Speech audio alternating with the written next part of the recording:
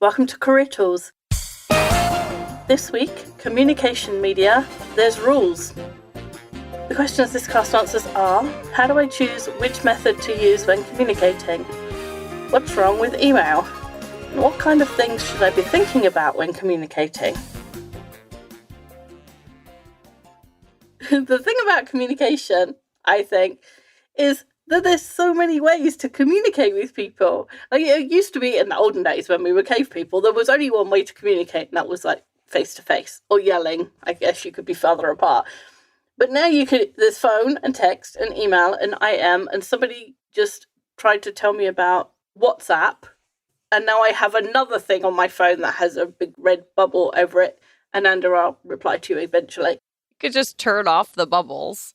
I could, and then I'd never know that Ananda had WhatsApped me, and I hadn't replied still. And then you and I are talking on Skype, there's Zoom, there's this. It just seems like there's a million ways to communicate now. And the funny thing is that people nearly always resort to email. If you're in a company, everyone communicates by email, even though there's 50 other ways to communicate. And so the question is not, should we communicate? That's probably the first question. But the question we're going to answer now is, what's the best way to communicate? What's the best out of all these different options that we have? What is the best way to communicate? And that depends on the situation, the topic, the timing, the preferences of the people you're with, the number of times that you've already communicated this issue, a whole bunch of things. So in this cast, we're going to give you a list of things to consider before you can communicate that will help you choose between all those different options. We're going to talk about, we need to think about this by urgency, by topic, by the response that's required, according to that person's personal preference. And we're going to also talk about that we need to pay attention to the recipient's reaction to our communication mode. And nearly always it's not email. It's email less often than you think. Exactly. The first one we have is by urgency. Yeah.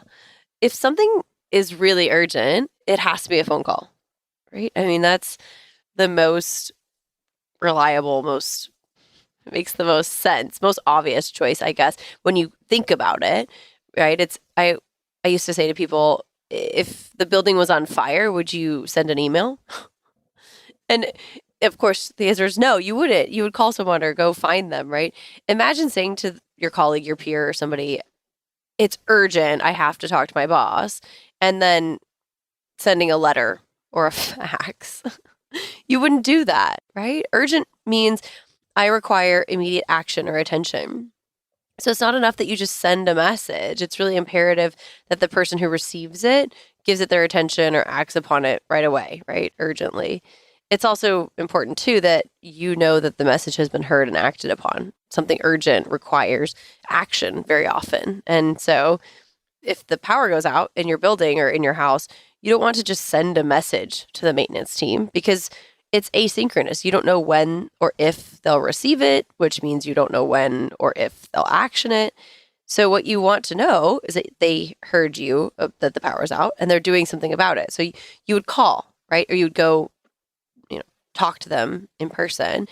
If it's urgent but not critical, like your boss needs to know about a change of plans as soon as he comes out of his office, so he goes to the right place or something, it's urgent, but it's not super, super important. Like, for example, if the building isn't burning down, perhaps you'd send a text because there's some speed associated with that. However, real urgency usually means that you need to know that the person has heard your message. And unless you hear from them that they have, you can't know that. And so a phone call is really the first option in terms of things that are urgent. Which is why we all call the electric company when our electric goes out. Because we can assume that perhaps if our electric's gone out and we look out the window and the whole street has gone dark, then we can think, well, probably somebody else has phoned. And a lot of the time, the bystander effect means that if there's a group of people and something happens and one person really should take action, if there's a bunch of people, nobody takes action because of this thing called the bystander effect, which is if there's a bunch of people, you don't want to be the person who stands out by taking action, even if there's a fight or someone needs CPR or something really desperate. A lot of the time people don't help. If there's one person, they'll help. If there's 10 people, nobody will help because of this bystander effect. But if your electric goes out, you could think, well, maybe somebody else has called, but you don't ever leave it. You nearly always you call the electric company yourself because you want to know, yes, we already know, or yes, we know that your electric's out and we're working on it.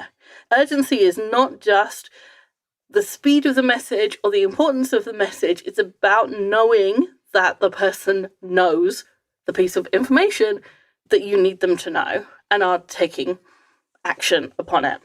That's why when it's urgent, it needs to be a phone call so that you can hear their response. Absolutely. And there's a lot of other options out there, as we've already discussed. So you might think, okay, we could use an internal system, IM or Slack or something like that.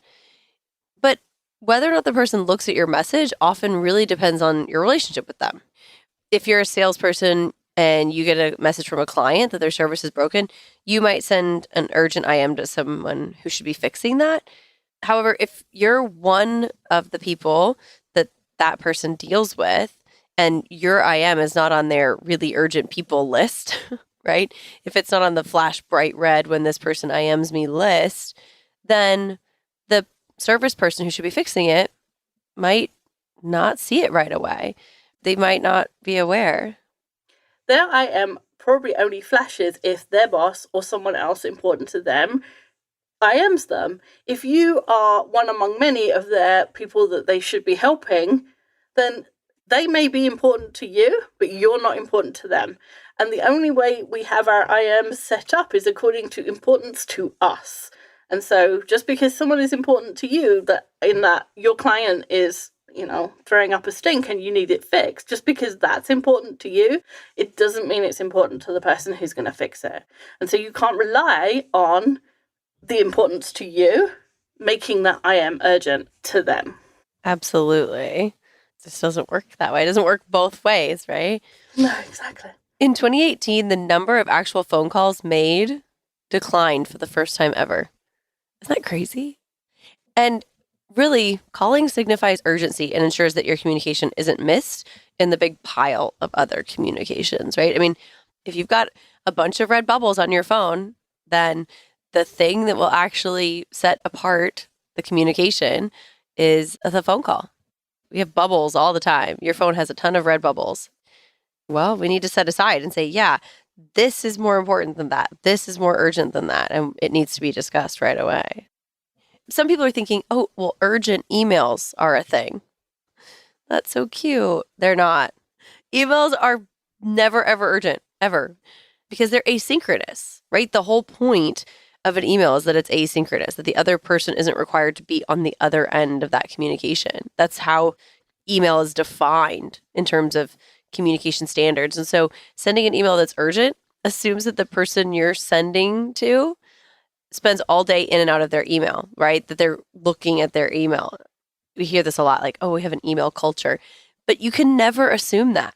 They could be doing any number of things. They could be not at their desk. They could be getting a coffee. And we just really hope that you're using our guidance to only check email 3 times a day. We have a podcast about that. And we have another podcast about getting out of jail, like meeting jail. But I always think of it as getting out of email jail, like email 3 times a day. And that would mean that a person who gets an email from you, whether it's urgent, whether it's marked urgent or not, isn't in their inbox all day. And so you're not in your inbox. They're not in their inbox. They could be in a meeting, a training. They could be at a doctor's appointment. There's 1,000 other reasons that they could be not looking at email right now. And therefore, guess what? Your urgent email isn't going to get to them in an urgent way. And if it's urgent, you have to call. If you get voicemail, which you might well get voicemail, at least you know that the person you're trying to contact hasn't got your message yet. And so you can start finding alternate ways to solve your problem, or you can just keep calling. It depends what it is. If it has to be that person, then you can keep calling, or you call one of their colleagues and say, hey, have you seen so-and-so? Because I'm really trying to get hold of them. If you text or IM or email, you really have no way of knowing if your message has been received or not. And read receipts are not reliable. Unless you get a reply, you can't know that your message was received. And if it's urgent and you need action to be taken, you need to know that your message was received, and you need to know that the person is taking action. Receiving a message doesn't mean that I'm doing anything about it. Receiving and saying that I've read it doesn't mean that I've actually read it, taken it in, and I'm taking action. I know. And this is going to scare some people, but sometimes messages end up on read because the other person hasn't closed the text window. That too. I mean, there's people out there panicking right now, right? They're thinking like, oh my gosh. Oftentimes, Maggie and I will text constantly throughout the day, and she sends me a text, the first text, and then she sends me another. And I see the first one, and then I step away from my phone, and the phone doesn't shut off, right? The screen doesn't shut off. And so that second message says read, when in fact, I could be getting a coffee or something, so don't panic, guys. But just because it says read doesn't mean that the contents of your message were actually received mentally. For those of you who've listened to Manager Tools for a while, you'll probably know Mark and Mike started the company with the sole intent to make the individual manager more effective with managerial guidance, actionable behaviors, and tools. And while that's still our focus, we know we can help more managers when we work with larger groups within organizations. We've made our client on-site training very affordable and will work with 25 to 30 people. Contact Maggie at manager-tools.com to learn more about our 3 standard training days: Effective Manager, Effective Communicator, and Effective Hiring Manager. Or check it out at manager-tools.com. How about by topic? That's our next discussion. We really need to think about the topic of our communication. It stands to reason that any sensitive topic needs to be talked about face-to-face, if at all possible. And when we say if at all possible, this may take some effort on your part. If a person is 150 miles away, you can drive there, even if it's inconvenient to you. Even a stay overnight isn't unreasonable. And if the company can afford it, nor is a flight. If you're going to be fired, wouldn't you want your boss or whoever is going to fire you to come and say that to you and be able to see them while you have that conversation? There's that movie Up in the Air, which everybody thinks is about airline points. Is it George Clooney? Mm-hmm. It is. Yeah. What him and the girl in it are doing is firing people by video chat. Part of the reason that gets into the movie as something, that's interesting enough to be in a movie is that firing people really shouldn't be done by video chat. Right. You feel that when you watch the movie, you feel bad for the people that are being fired that way. So if you're going to have a sensitive topic, and it doesn't need to be as bad as firing, but it could be about somebody's performance, it could be about something, if you want to talk to your boss about something personal that's going on with you that's affecting your work, then you need to try as hard as possible to make that face-to-face. If your boss was coming to fire you, anything short of heroic wouldn't be enough. If you were 300 miles away, that's still driving distance, just about. In Texas. If your boss said, yeah, exactly. If your boss said, no, it's too far to drive, so I'm just giving you a phone call, you'd feel hard done by, and reasonably so. If you're in the position of having to initiate that sensitive conversation, be prepared to get up and go to that person. And if you really can't, if that person is on the other side of the world, if you were in New York and LA, it depends on the company and what the flight situation is, but I guess you could get away with that. Then if you really can't be with that person, then it has to be video or a phone call. You cannot talk about sensitive topic like performance or pay by instant message or email. It's just not fair. Yeah, it feels disrespectful, I guess, too. So topics where people have vested interests, right, such as negotiations, also really need to be face-to-face if that's possible. If someone is entrenched in their position, it's really difficult to persuade them to a new way of thinking over the phone or by email. It's really face-to-face that changes those kinds of opinions and ideas. Vocal quality, facial expressions are really important to show that you understand someone else's position, even if you're arguing that that position could be changed or modified. There's just subtleties there, in our body language and things like that. And it's both respectful and honestly more effective to meet someone face to face in this scenario. What we didn't include in the show notes, but occurs to me now, is that if you are trying to negotiate or persuade someone, it's the times before and after or in between meetings when you're face to face that often the rapport is built up between you, which is not about the negotiation, but makes the negotiation easier. It's those moments when you say, hey, do you want a coffee? I'm just going to, and somebody says, oh, you know what? I can't drink coffee after 2 p.m. I just can't sleep. And you say, really? I don't have that trouble. And it's a little conversation about nothing at all, really. But it's a little point of commonality, a little point of personal interaction that then makes the real stuff, the hard stuff, easier. That's another reason for being face-to-face, if you can. If you really can't, the video or phone are the only other way to get there as well.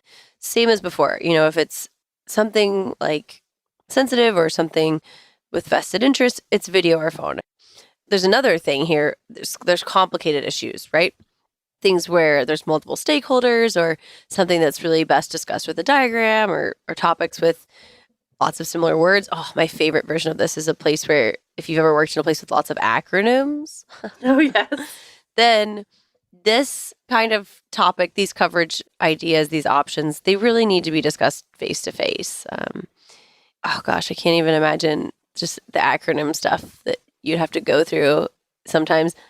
But you can really tell from someone's body language what thing they are talking about, what they mean when you see them talking about it. Or if it's acronyms, if the person understands that acronym in the same way that you do. The electricity company in San Antonio is called CPS, City Public Services, I think it stands for. But in my head, because I lived in the UK for so long, it's Crown Prosecution Service, which is the people who bring criminal cases against people. And the other one is Child Protective Services, often comes up in my mind, which is a common American abbreviation. So if you say something and the person opposite is like, hold on, that acronym makes no sense in that sentence, you can see it on their face and go back and tell them or explain or say, sorry, I just used an acronym. Let me try that again, in a way that you cannot do on a phone call or even on video. It's hard to see you can see people's expressions, but it's hard to concentrate on looking at them and getting the nonverbal stuff. Well, especially if there's multiple people. So you're looking at the wrong person on the video. And I don't know, some of our video services, they hide some people. I mean, it's most effective face-to-face or over the phone if you can be there because of that interaction that you get. Micro communications. That's the word I'm looking for. Sometimes people count off with their fingers. Oh, yeah. Or they'll use hand gestures. I do it while I'm podcasting, which is funny because you can't see it. But when I say New York and LA, I do my left hand and my right hand because they're far apart. But you can't see that. If I did that and you were in the room and maybe you were talking about two places that were much closer, and my bad American geography, I got it wrong, you would be able to see that in my gestures in a way that you just can't. Again, you can't do it on the phone or on email. I mean, email is just hopeless for that.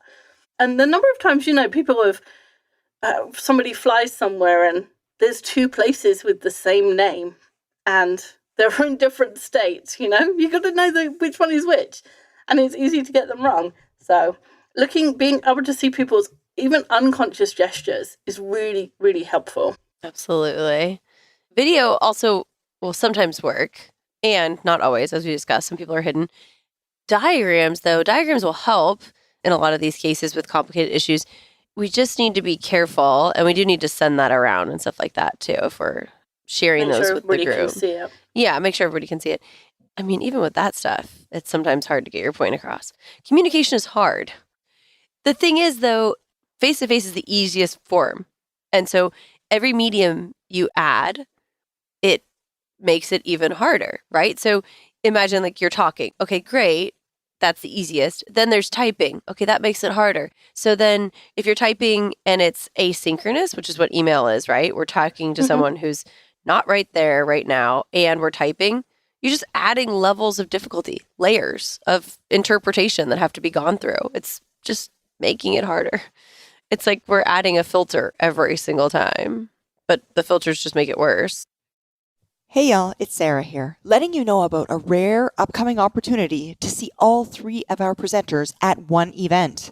Kate, Mark, and myself will be presenting our Effective Hiring Manager Conference, better known as the Effective Interviewer Conference, in Palo Alto on March the 12th. The student-teacher ratio at this one will be excellent. Register online at manager-tools.com/training, and we all hope to see you there. Okay, so by response required is our next topic. So anytime you need a yes/no answer or a short answer, you can use any one of the communication methods that are designed for quick communication. So IM, text, or email. There is a difference between IM and text and email, though. IM and text, the expectation is that they are more or less synchronous. If I send you a text, a work-related text, I expect you to reply in the next hour, hour and a half. That's probably the outside limit of how long you would expect, because I think that you're looking at your text every now and again.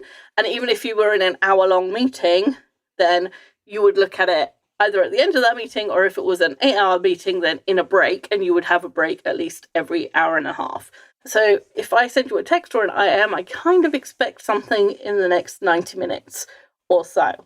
With email, it's more asynchronous, and so I expect an answer in the next 24 hours, probably the longest. By the close of business day is probably how long I expect an email to go, but it kind of depends on the person. Some people are slower than others. So again, that depends on the person. Only use IM and text if you need an answer right now. Because if you use IM and text for everything, all of a sudden, if everything's important, nothing's important. So you blur all the edges of all of the messages, and the person can't tell which ones are important. And you use up all your capital in saying, I need an urgent answer for all of these things. And then when you really do need an urgent answer, or you need something that's out of the ordinary, you've used up all your goodwill with that person.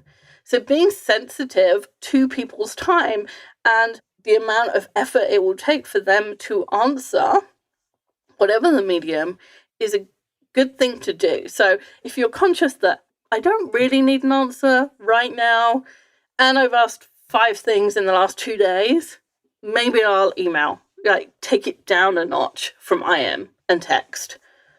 So if you can wait, then use email. Yeah, I think that's fair. And you'll end up with quicker responses from everything because you're using the right method for the right times. Absolutely. Email will also work for conversations that require more than a yes/no, but which don't require any discussion. So the discussion part is what really keeps email chains going back and forth forever. If you find yourself in that situation, then you should just pick up the phone. I mean, you can go on forever in a reply all situation, or even if it's just the 2 of you, if you can go and see that person, that would be even better than picking up the phone.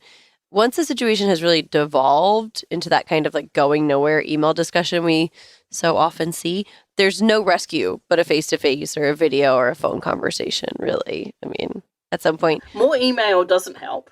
No. In my world, the answer is never more email. Just so if that helps anyone. If all you have is a quick question and you want to really start building relationships, then pick up the phone or drop by, right? Just, hey, how are you doing? Email and text don't build relationships, even if they are faster and easier. In terms of faster and easier with relationships, faster and easier is also never the answer. More email is never the answer, and faster and easier is never the answer for people. fact, slower and harder always seems to be where I end up in terms of relationship status and how to keep those relationships strong and healthy. So next up we have according to personal preference, and we don't actually mean yours. So we know from DISC that different styles respond to different communication methods. So if you don't know what DISC is, I'm going to do it high level in 2 seconds. It's a behavioral profiling tool. You answered 28 questions. It gives you a letter or 2 letters, D, I, S, or C. The D's are the dominant people. They're the loud and decisive people. I's are loud and people-focused. So they're the people who have invited you to the happy hour tonight. S's are quiet and the glue in teams. They're the ones who brought in cookies last week. And the C's are quieter and data-driven. They're the ones who have a spreadsheet for everything, including, I don't know, their commute to work and exactly how long it takes and which train carriage they should be in, so that they get the most efficient path from the train up the stairs to work. So if you know someone like that, they're probably a C.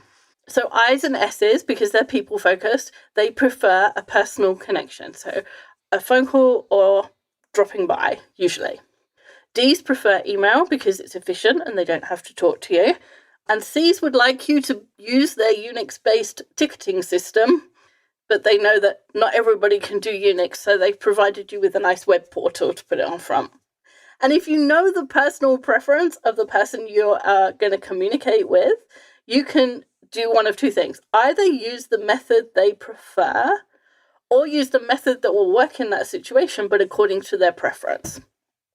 So if we take the non-preferred communication style for each of the styles, we can talk about how we might adapt them. So a high D would prefer email because they like things to be efficient and they're not people focused. They don't feel the need to see you. But if you're going to have a negotiation with them, we've already said negotiation means face-to-face, or is more effective if you're face-to-face. So if you're going to have the negotiation, but you know D's prefer email, then tell them what's coming and be short and to the point. So you say to them, I'd like to give you a briefing.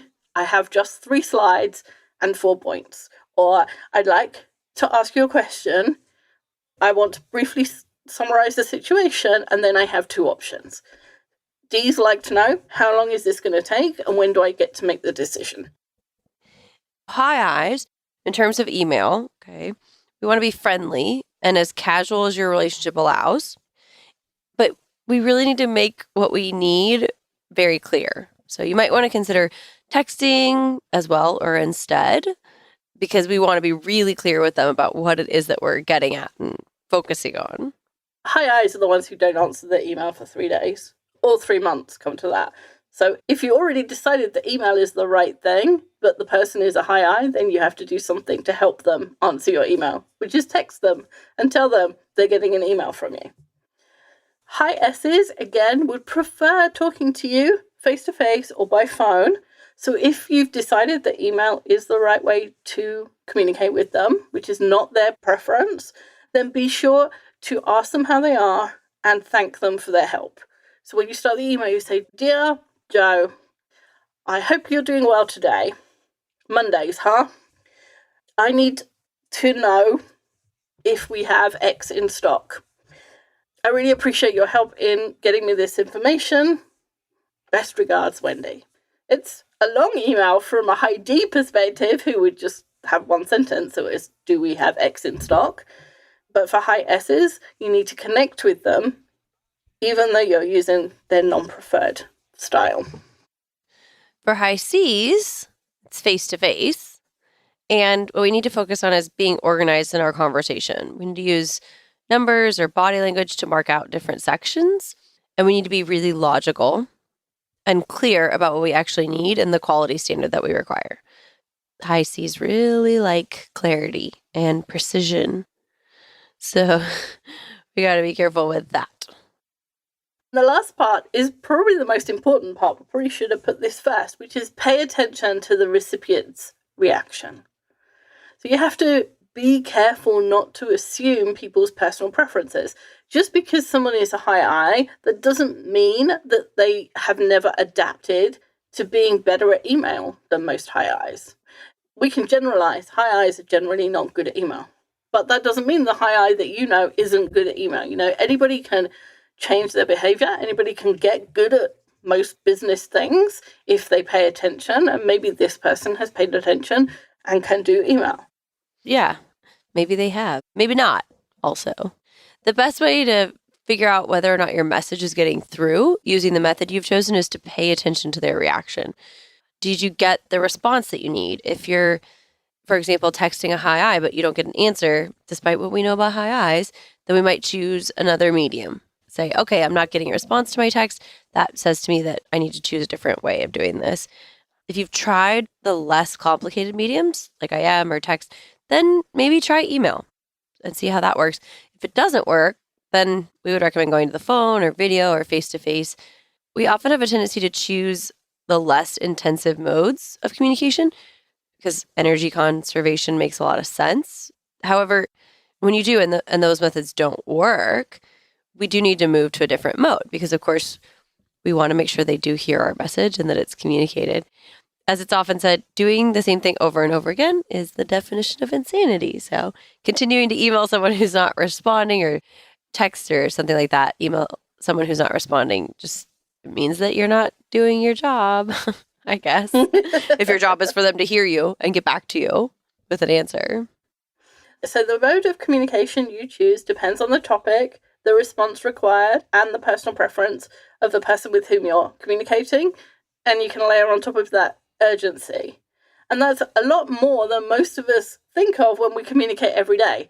You think, oh, I need to ask so-and-so something. You bring up your email and you start emailing. But making a well thought out decision makes for more effective communication first time. A lot of the time we'll send an email and then we'll end up in one of those email chains that goes backwards and forwards, and then we'll wonder, why am I here? Now I have to go to the phone. But if you'd have phoned the first time, you wouldn't have been in that, however long that email chain is and however much time you invested into it. Mm-hmm. So thinking about it first saves you time in the long run. Nobody ever has enough time, so saving time is a good thing. Absolutely. Thanks, Kate. Thanks, Wendy.